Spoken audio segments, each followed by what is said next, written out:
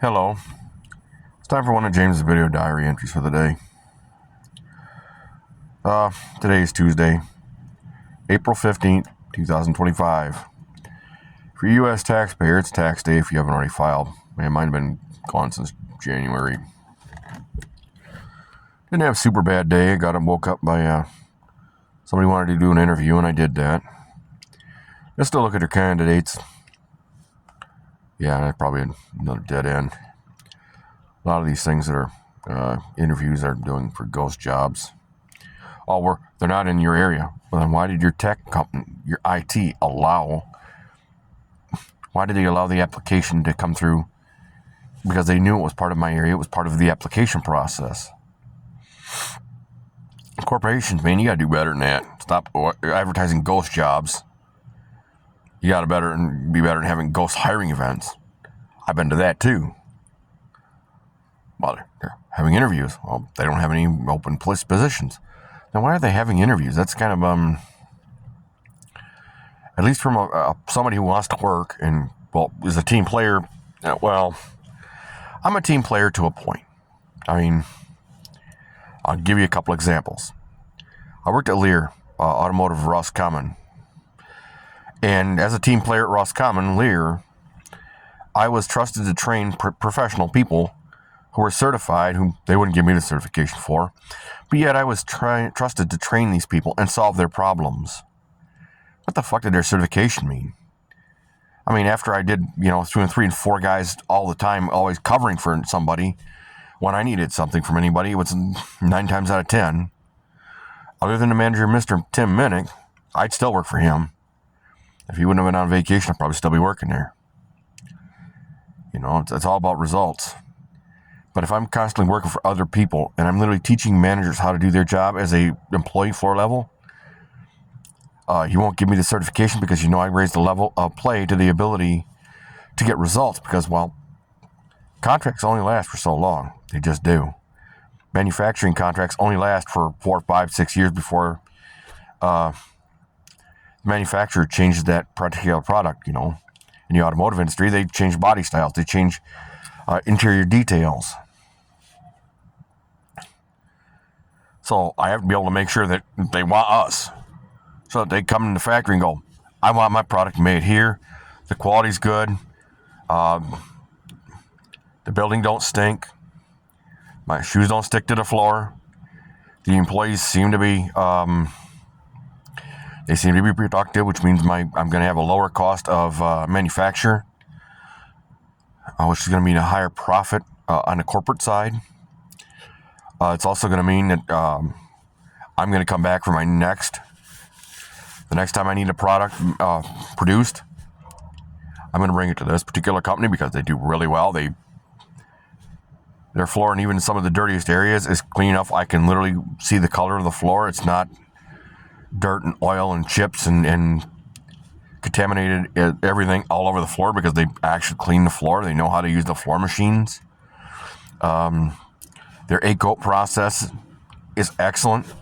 Even when they go out of house for the steel, because it's more cost effective for manufacturing to have the same steel, but from a different manufacturer, so the cosme's a little different. They can handle it. The coating works excellent. They're professional people, know how to handle issues of cosmeline. They know how to keep their A-coat process in premium working condition, despite its age and despite the nature of how coatings are going more to electroplating or powder coating. They're professional people, know what they're doing. And if you ask any one of them on the floor, they could answer a question about anything in their pod or their area of control, whether it's their weld cell. They can literally tell you anything about their weld cell. They can tell you whether the welding is doing okay. They know how to solve the most common welding issues that, most of it's just gas most of the time. But whether it's a tip, whether it's the gas flow, whether it's something simple that even an operator can change without having to call for a machine repairman to come out of level 1 or level 2 to literally disassemble a machine to figure out where the crack and a break in the gas feed is. Yeah, well, they said it was okay for someone to be on the workstation for the machine they were running. But they also run a machine that I was running that they had 2 of their own. Then they said it was okay for them to take my property, do whatever they wanted.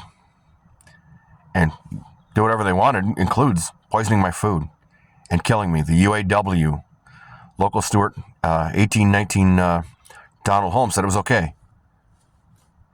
Back the guy who's literally taking unscheduled breaks, who can't keep performance standards, who can't keep quality standards.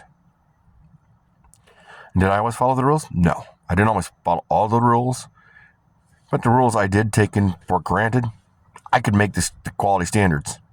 I could machine repair my own machine 85% of the time. I could keep all the simple stuff from happening. I bought my own tools to provide my own performance enhancement. I knew where and how to get the parts to make my parts process and my streaming, my quality at the tip of the spear, because I knew that customer would come by, and if they saw me, I violated a safety rule. Yeah, I'm sorry, I got extra one. I forgot to put my ear protection in. I always had a cover. Yeah, it happens. I went to the bathroom. I forgot to put my ear protection back in. Sorry. That was my biggest violation there. Hell, I was listening to the welding. I could literally diagnose most of the simple stuff. Everybody wanted to be like me, but nobody was. Very few people had the ability and the skill at the time I was doing it to be able to say, yeah, that's not going to matter. Why? Because they're going to bend that on the line anyways. It's not going to be that big a deal as long as it's attached. And it's, 85% close. It's honestly not going to make that much of a difference. Or on the line when it went through the A-coat process, and due to the nature of it, some of these stickers come off. Nothing wrong with the part. You got to be able to bypass it to get a new sticker made. So nothing wrong with that part. And it was done by visual inspection. You learn how to run the machines. You learn how to repair the machines. I did it on the line and in the repair or the welding shop, Dale, running weld cells. I did it for cleaning and repair when I was the gender there. I literally did in 14 days what 20 years and 30 years of experience literally couldn't do in months.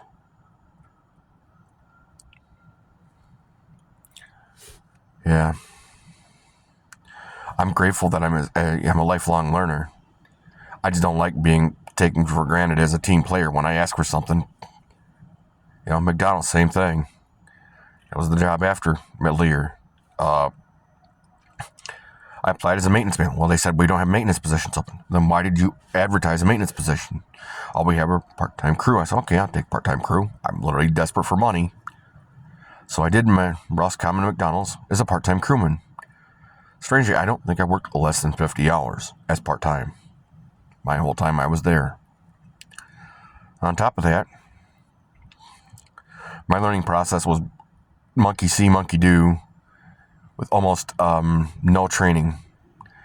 And I intentionally got myself thrown off the line simply because I have issues with my hands from some of the manufacturing positions I've had over the years.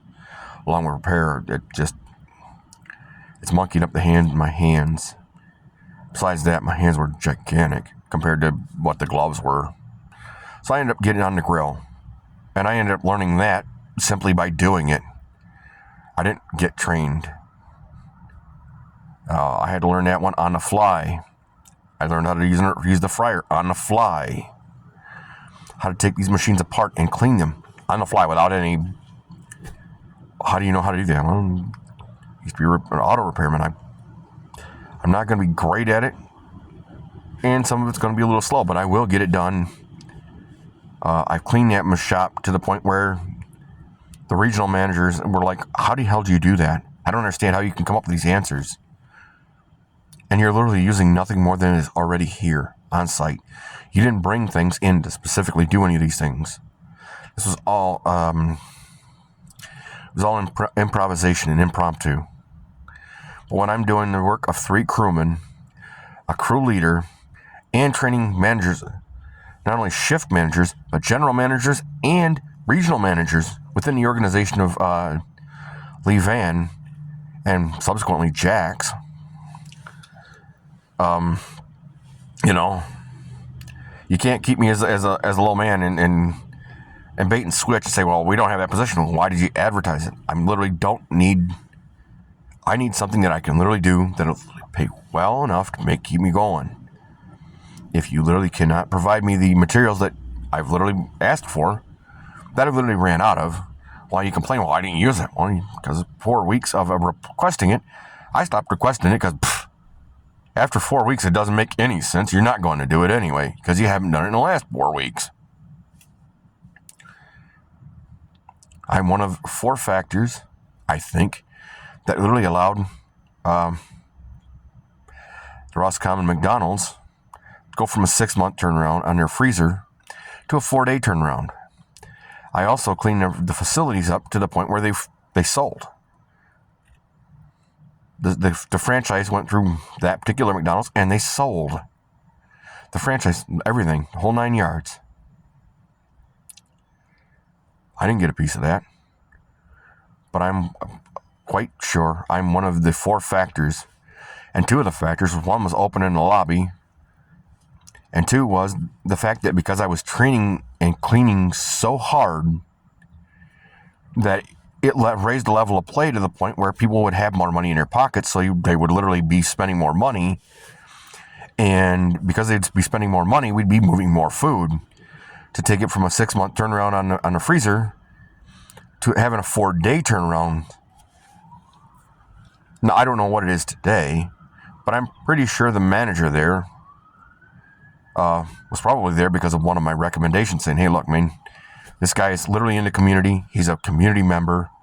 He's plugged in to community events like Wednesdays in the Park, to the Saba Canoe Rally, to being able to clean and maintain the property and its facility, to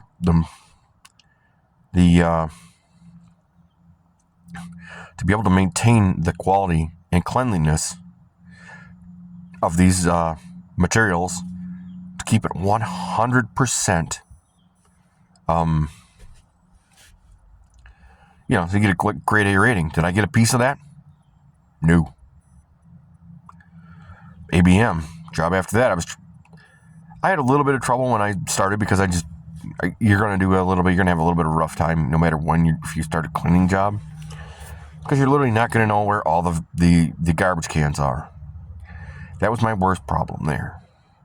Other than I had to train up from the bottom to train the guy who's got 5 years experience on site to literally teach him for health and safety.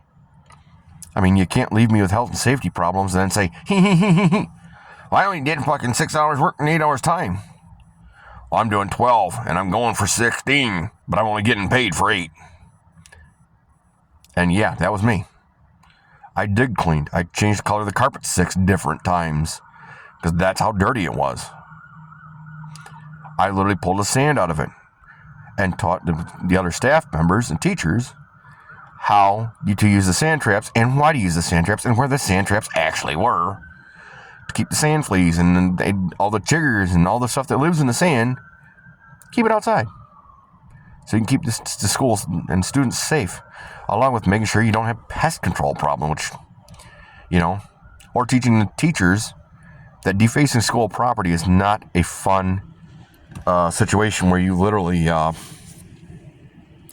yes, there were teachers that thought it was funny to deface school property until I told them, well, I guess I'm going to have to go to your boss's boss, tell them this got to be ripped out and it's got to be done on this department, and perhaps this teacher's salary has to come out of it, because if that's not how you treat public property. That's not how you treat school district property. It's not what you want to teach children, because you teach children that, they're going to key your car. Do you want them to key your car? Same thing. Do you want them to smash windows? Because that's the next step. Do you really want to work in the winter with no windows? Heat turned up? Because, well, we got to pay for the damages, man. I mean, nobody wants to deal with that. Until it literally got brought up to them, and you keep doing this stupid stuff, it's going to start costing you money. And if it starts costing you, the school district, money, it's coming out of the millage, it's going to come out of your budget, it's going to come out of your paycheck. And you're literally not going to be recommended for promotion or raises because I can't do that. I don't have the money to do that. I'm literally paying for the damages and the critter intrusion and all these things that literally we didn't have to do. You literally, through professionalism, you literally did not have to do this. The teacher where I had to buy out of my own pocket a garbage can, then I literally had to teach him how to use it. Well, you're an adult. It gets so bad, if it's that big, you push your hand in, you push the garbage down. You encourage the students to go to another garbage can. And you make sure that, because if I'm doing 12 and 16 hours work in 8 hours time, I can't spend an hour in the classroom cleaning up your laziness. You're an adult. You need to be teaching. You're supposedly a teacher, college educated, no less. And that's the level of intelligence and decorum that your school allowed you to progress into the teaching industry, that your managers and administration tolerate that level of literally living in a fucking garbage dump. Fuck, that school district would fucking close if that's the level of clean they had. 1/8 thick salt on the carpet. No, I got that out. I know how to do it. I had to teach people how to do that. They didn't teach me how to do it. I had to teach the people who were above me. I had to tell my district manager, if you have standards, which are fine, it's great. Standards are excellent. But then my next statement was, can you train me to these standards? That way I can literally meet your standards. Not an issue. I'll absolutely take the training to know what your standards are so that I know what's expected of me, so that I can either meet and or exceed those standards to precipitate the possibility of promotion and raises, right? Common sense. I can't do that.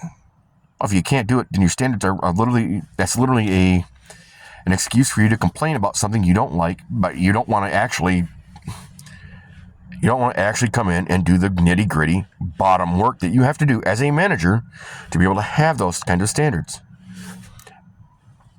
When I was trained, their trainer at ABM, Jessica, Donna Andre, gave me the wrong work. She gave me the wrong workload. I had to figure out my workload specifically by building relationships with the teachers and the person who was on having issues, so that I could build relationships to know what my actual workload was, so that I'm literally not wasting my time doing something that I literally shouldn't need to do, and I can better invest my time into demineralizing the drinking fountains, pulling the salt out of the halls, which was a bad salt school. Being able to clean the vacuum cleaners and take them apart, and when they were improperly built by the person who did it before me, take it apart, clean them, pull the beater bars apart, clean the beater bars. That way the beater bars aren't wrapped and it's literally actually going to clean something. I did that at like 4 schools there because I had to do, when I started, I had like 3 schools to start, and then I went to North Ohio, and I did the same thing with all of those teachers. Well, you don't have to do that. Well, I don't have to, but if I do, this will actually work better. And if it actually works better, it makes my job easier, which makes your classroom cleaner. And because it makes your classroom cleaner, I can literally move on to more pressing matters, like cleaning the stainless, like cleaning the salt off the floor, cleaning the salt out of the carpet, which was beyond nasty. Being able to make you want to bring parents into this building. That way, These parents can bring other children into this building for next year, for next week, next month, next year. They can talk up our school by saying, this school is so clean, the staff is so nice, that even if you ask the janitor a question, and you can ask them questions about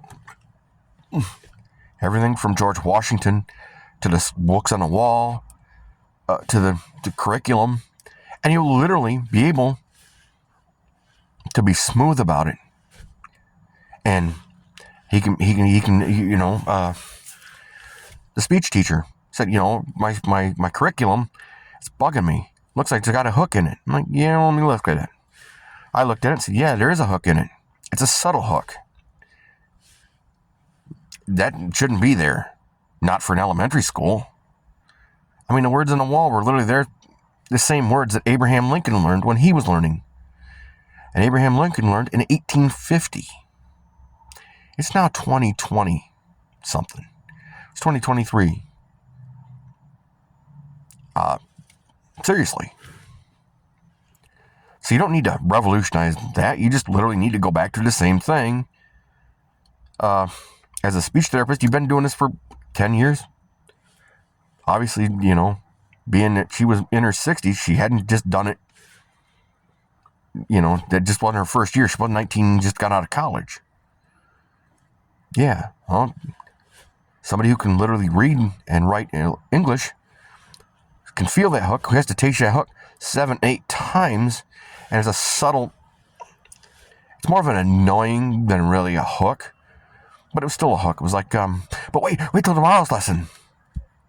But the person who wrote it for somebody who had already been through it to make that hook, because that hook, that's what the hook was about. But essentially, it just wasn't as, it was subtle enough for somebody who's been through it and read it and can read it and has been teaching it for years, has been speaking it for the better part of 50. You got to teach that 7, 6, 7, 8, 10 times. Anything like that, any kind of hook like that, it's literally got to be exaggerated. It's got to be like Billy Mays. But wait, there's more. Ron Popeil, same thing. But the English teacher in an elementary school, those kids, they'll come back tomorrow. They won't remember what they learned the day before. It'll literally take 2 or 3 months for that for all these things to percolate and settle in. And that hook, they're never going to remember that. They're only going to remember that the speech therapist was kind of annoyed and kind of grumpy. And considering she could be the periwinkle twinkle of the school, and just, or the Gaylord City Police, the community policeman, he was a cool cat. He was, I don't remember his name, Officer, I don't remember, but I do remember I walked him through the security of the building. Then I walked him around the security of the building, like a referee going against two, laser tag type team or paintball, and said, well, A plus B plus C, this is how you would do it. This is why this kind of activity, if you really wanted to do something like that, you'd do this. Why? Because, well, it's not about the location. It's about there's all chaos. And I'm not going to go into specifics about the plan or be able to walk. I can still walk. I got a memory palace of it. I can literally walk through it in my mind and describe both sides of the engagement. I could also walk around it as a referee and explain who, what, where, when, why, and how. It's kind of a curse of mine. I used to do it in high school when I was at Arthur Hill High School. Now it's some kind of academy for gifted arts. But I used to do the same thing in high school. I would walk around the school. But I wanted to play the hero at that point. I wanted to be a soldier. I wanted to be the guy with the Medal of Honor and a chest full of medals and the engagement and being in combat and being a hero. But in order to be the hero, you, unfortunately, to do that kind of thing, you literally have to play the other guy. You have to know what the other guy is going to do. You have to know where he's hiding, what his strategy is, what his goal is. Why did he go during the most heavily trafficked time of the building? Why is he even there? You know what I mean? If you don't, I could probably explain it. I'm grateful for you guys being here. I'm really sorry that, it's just a long one. It got away from me. A bit of a rant. I appreciate you guys here. If you have a problem, comment, or concern, you have a question, the comment section is open. I'll try and respond to as many as I get. YouTube, sometimes it hides them for certain commenters. I don't know why. I try to keep that good. As always, be well.